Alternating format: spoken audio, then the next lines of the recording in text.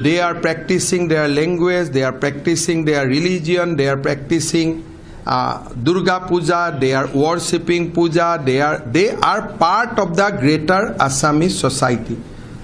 Their language, the Bengali is the associate official language of Assam. Bengali is the official language in the Barak Valley. And there is no division between Assamese and Bengalis in Assam.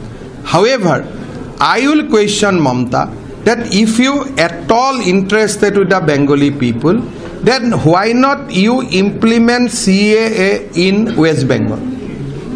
Question is, whether Mamta Banerjee like Bengali or she like only Muslim Bengali? That is the question. In my answer, Mamta Banerjee like only Muslim Bengali. And if she comes in Assam for the Muslim Bengali, Assamese people and Hindu Bengali will not spare her.